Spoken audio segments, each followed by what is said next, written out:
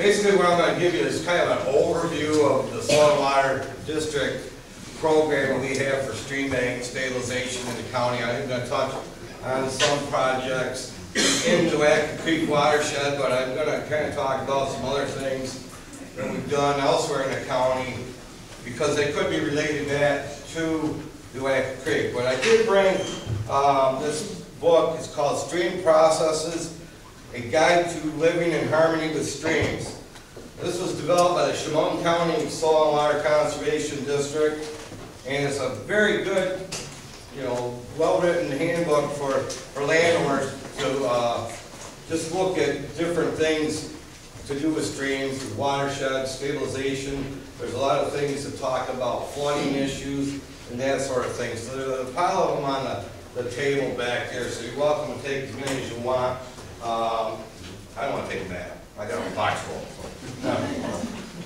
But I'm just going to kind of give you a little bit of a historical perspective here. First of all, in 1940, Wyoming County established the Soil and Water Conservation District. So here in about a month here, we're going to have a 70th birthday. But in '46, the district signed a memorandum of understanding with then the Soil Conservation Service for flood control on the Buffalo Creek. Now, that's not anything to do with this area, but this is water that flows towards the city of Buffalo. Wyoming County is kind of unique because we're a knob and everything runs off in every different direction. So we got water that goes to Allegheny County, the Genesee River, to Genesee County, into Cattaraugus County, and into Erie. So we're kind of right there in a knob. But we developed the Erie and Wyoming Joint Board in the late 40s to basically do a streambank stabilization project on the Buffalo Creek. This was one of the first federally funded projects in the United States to do streambank stabilization, mainly to reduce the amount of sediment in Buffalo Harbor. Fast forward to the 80s, we became one of the first districts in the state to have our own permit with DEC. Actually, our project with Buffalo Creek supersedes DEC, so we can kind of tell them what we've done there.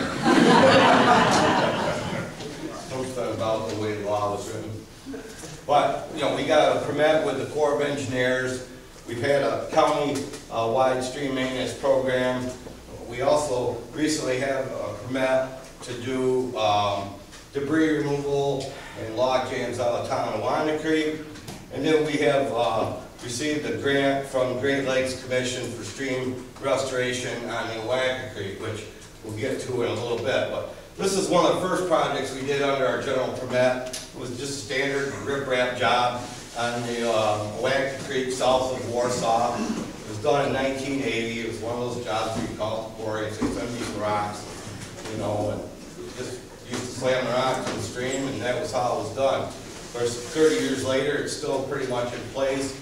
It's not nice and paved like it was back when we did it, but it's still functional, doing what it's supposed to be doing.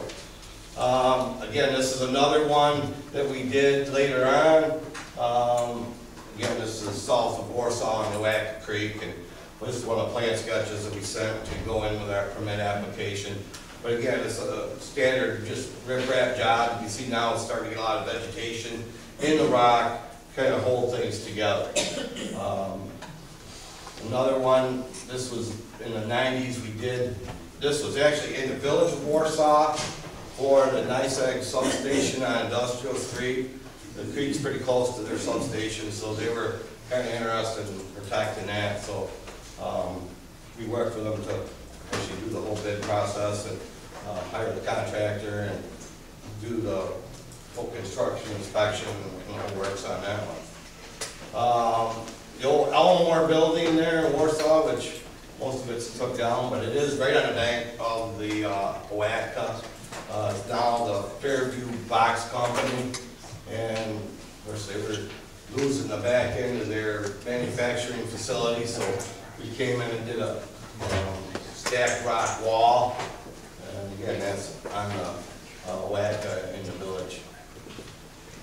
This is a small little project we did. This is, we tried different things. We kind of learned that riprap is expensive, and it's a lot of work to do it. So we'll try something different.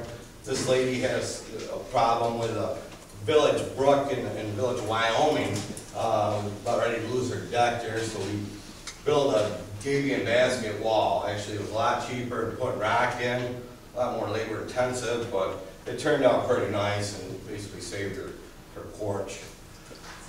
But this is a project that we actually got funded to the Great Lakes Commission. This is Mike Kennedy's property in South Warsaw. And you can kind of see the stream here kind of flows this way, does this kind of double loopy-doo. And, well, this is kind of, I got an idea of what the banks look like. But if you go north of the village of Warsaw, well, that's kind of what the stream looked like. It turned it back on itself, and it's very slow gradient, so that's just the nature of the stream. All farms think about straightening it out. I'm not sure the people in Leroy would like that too much.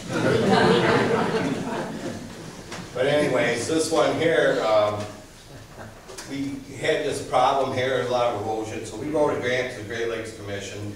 We got a grant for $37,000 to do some work on the stream. But wouldn't you know it, Mother Nature had other ideas. So, this is like March of 2007, and you can see the damage that it did. It really ripped and tore down through there. This was a big runoff night in March. Well, what it basically did was cut itself a nice new straight channel right across there. Took out all those ox balls.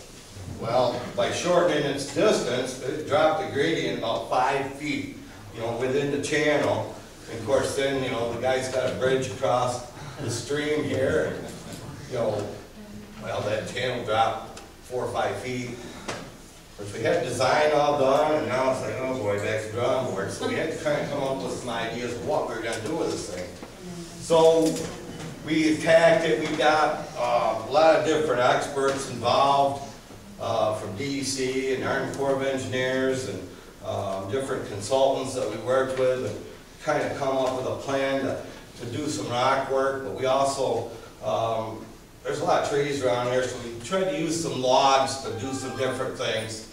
So we have like some log drop structures in here, and we have cabled in logs along the edge of the bank. We did have to get a fair amount of rock. We had to put in a design riffle that's just upstream of the bridge, just to kind of control that gradient, because the gradient, had dropped so much because of its shortening its distance. So, we spent about 2 summers working on this thing. We had all kinds of live stakes, and with all the trees around, we could get live cuttings anywhere. We had all kinds of stuff planted along the bank, and it was all graded shape. I just see it looked really nice. Good Mother Nature. And I'm not going to show you the after pictures, but I mean, we had a nice project there, and Mother Nature must not like it. So I had to tore it all up again. So I don't know, we're in the process of trying to figure out what to do with it. Actually, one of these little log structures here, just about a 10-inch log, I still lays in there, beautiful as it can be, but the rest of them are all wadded up a pile. But, you live and learn. We may try to take one more stab at it.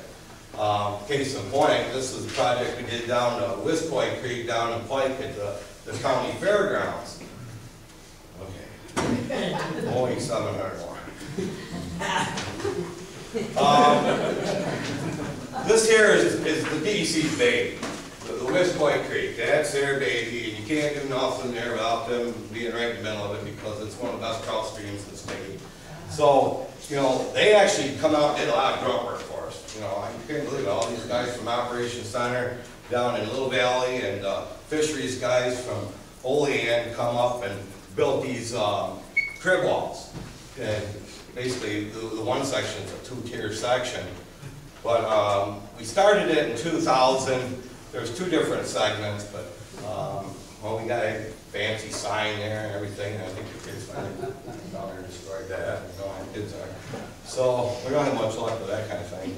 But then we did another section just above, and this time we went back to the crazy idea of using them logs. You know, like we did on the Oatka Creek, because the fisheries guy said, oh, no, this will work, this will work.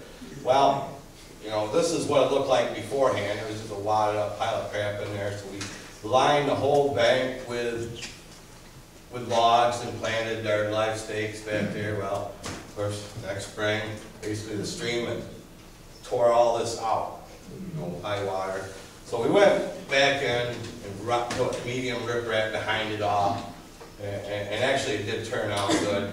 The Fish and Wildlife guys at Trout Unlimited come down and they planted all this, trees and vegetation. And basically what it ended up doing was making this stream nice and narrow through here the way they like it. It's only about 6 feet wide, but it's nice and deep, underneath the logs of the crib wall. Great trout habitat. So it took us 3 times to get this one right. So I'm kind of hoping, well, maybe if we go back to Wagon Creek, we still got a chance. We got one more to strike. This is another one on Wiskaway. This was on a farm project where the big issue was he had livestock running all over the place. And well, again, DEC guys come in there and they built the crib wall and we backfilled behind it, built him a new bridge, and had a lot of different partners in this one. But I wish I had a picture afterwards because this whole section of the stream looks about like that now. And that was only like in 2003. We just planted the hell out of it with whatever vegetation we could get. And it is so thick. And to be honest with you, that's where we go to steal our vegetation for future projects. And this is another one that we did. You know, it's on the same farm upstream where we put in a rock grade control structure. There was another loopy-doop we were trying to get rid of. But this is the key one right here. This is beautiful. This is just a stick we stuck in the ground there, and that thing is growing like you wouldn't believe. And we got them things all over down there. We just cut off, a live stake about 1 inch diameter, 3 foot long, rounded in, and by the end of the summer, the damn things were growing. It's just unbelievable that you can do that. But there's a lot of funding sources out there that are available. This is where I kind of use up my last 3 minutes or 30 seconds, whatever.